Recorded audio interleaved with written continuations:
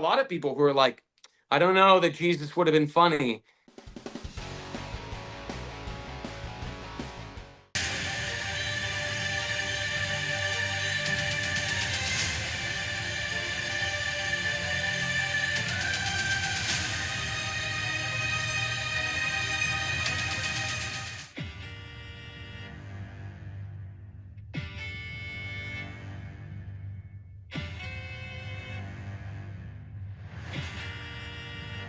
So we're entering the Last Supper. It's going to be quite an emotional season. For you, um, what makes this different? Because this time period has been covered so extensively in TV and Yes. movies. Yeah, it's true. It's true. I'm a big period piece fan, by the way. So I was thrilled to grow out my hair.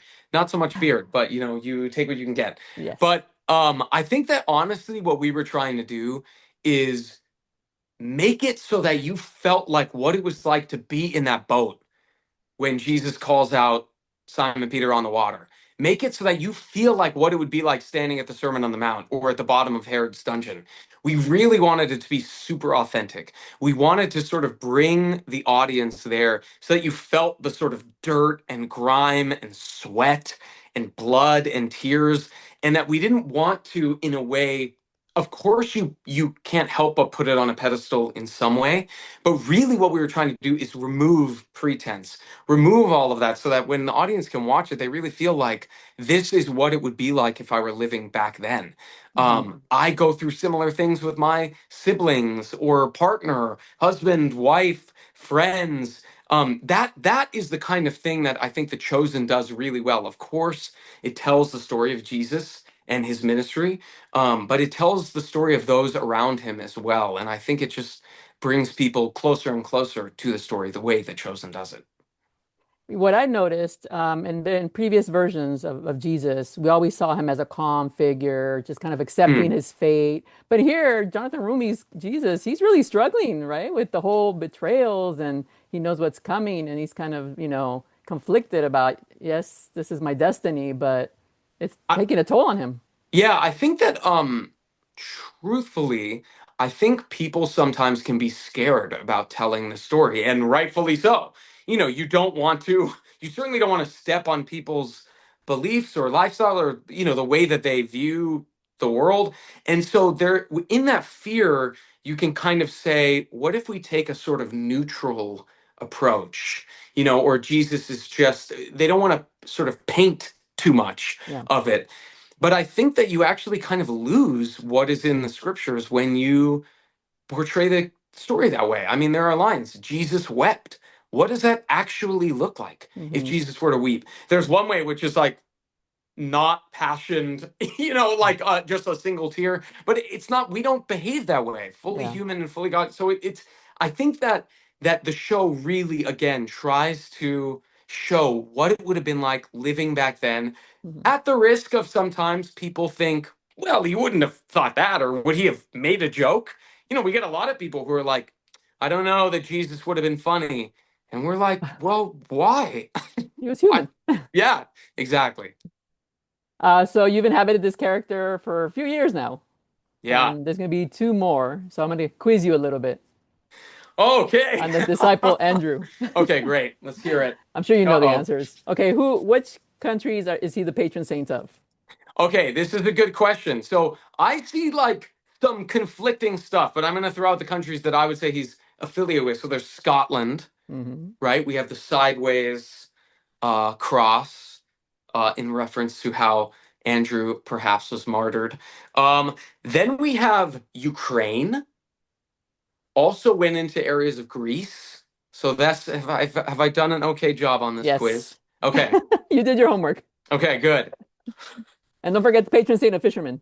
Well, I asked Yeah, states so specifically, but come on, yes. come on. Yes, of Uh, course. well, we don't, your brother is well known, your brother in the show, Yes, Simon, is better known than Andrew. So I had to go do a little more research on you because I I know get it. about I the get other it. four disciples, right? And golf. Let's And just go, say oh, that. Okay, golf is in there. Not that I play.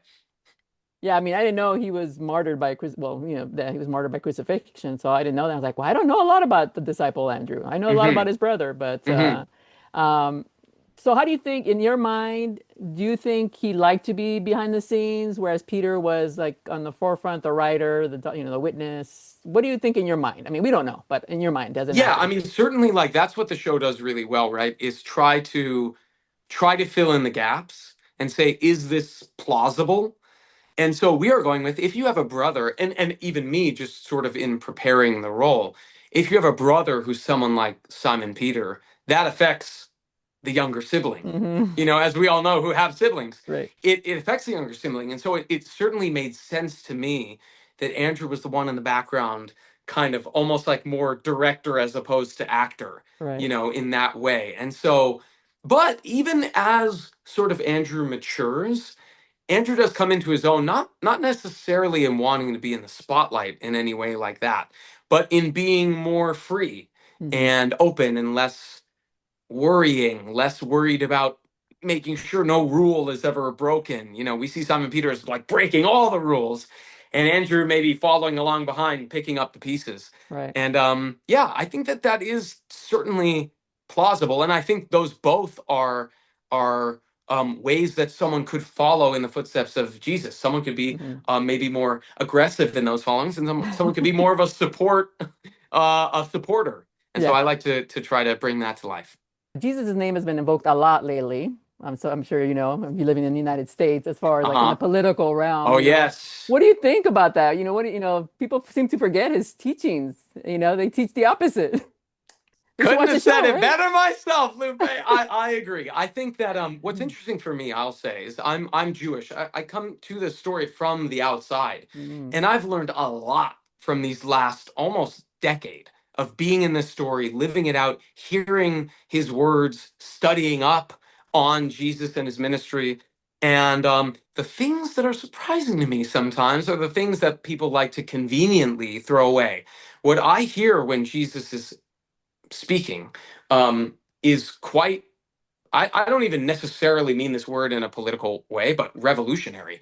It's Hmm. very difficult to follow Jesus's teachings. If you really try to follow it, it's hyper difficult. Right. And so I think a lot of people like to throw away what is inconvenient, and they hold on to little pieces. And, I think we can learn a lot by leading with love and with an open heart. I'll leave it at that. Beautifully said. A disciple indeed. All right. Well, thank you. Thank you for your time and congratulations. You got two more seasons to go, right? Thank you so much. Thank you. I appreciate it.